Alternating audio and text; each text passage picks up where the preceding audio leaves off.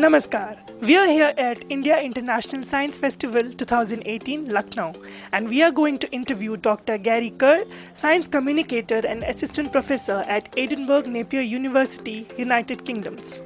Hello, Dr. Kerry. You are involved in too many activities. My first question to you would be, how do you manage your time? Okay, so it's important to prioritise your academic study, but also to do extracurricular activities as well. And I think extracurricular activities are almost equally as important as your academic study, because in your if you do sports and you do societies outside of your academic work, then you develop skills, and these skills are transferable into the working world. So in classes, if we study science, for example, we might learn lots of theoretical knowledge, and we might spend lots of time doing theory. But actually, if you're in a sports team or you're in a society, then you learn teamworking skills, you learn how to manage your time, you learn how to problem solve and make decisions. And these skills, combined with your academic, theoretical skills, are essential in your career in the working world. So to develop skills outside of academia is really important. My second question to you would be, how would you define science communication, and how is it important for developing countries like India? So science communication is something that is very important across the globe. It's so important to communicate science in a number of ways.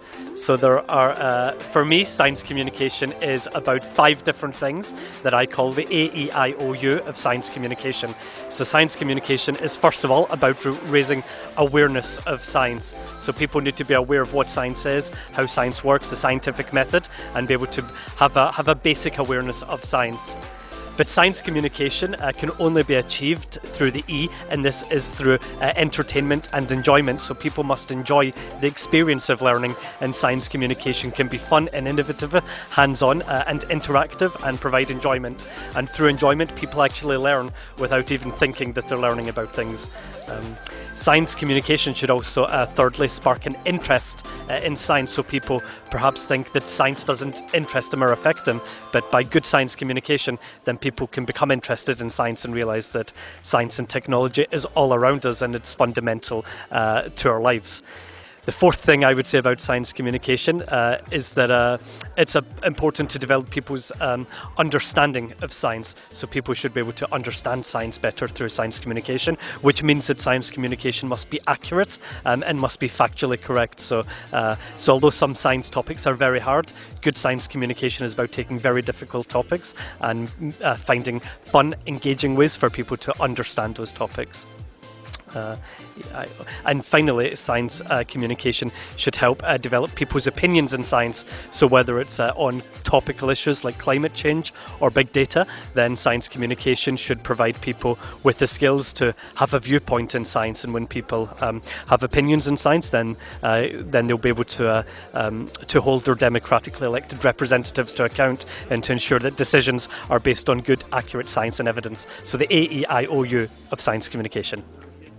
My third question to you is, how are festivals like IISF important for young scientists and the students?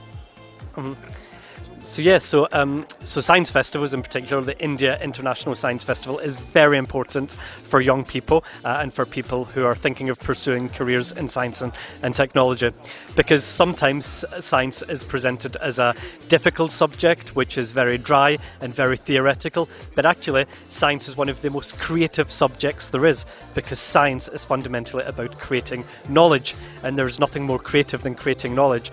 So it's so important that we have science festivals to show young people that science is fun, is innovative, and that actually anyone can become a scientist. If you want to become a scientist, then you just need to work hard to become a scientist. You don't need to come from a particular a class or caste or background. If you work hard and you have the ambition to become a scientist, then it's possible. And the Indian International Science Festival is great for making that happen. The main objective of the conference was to communicate science to the masses, but core researches are often too complex and to be conveyed to the general public.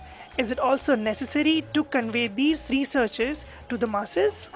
Yeah. So first of all, can I say that I'm delighted that you've read my papers that I've published on cell biology, and actually those papers are written for academic journals, and they're actually so complicated that even I, who wrote the paper, find it difficult to understand, to look back on a few years later and try to understand what I was talking about.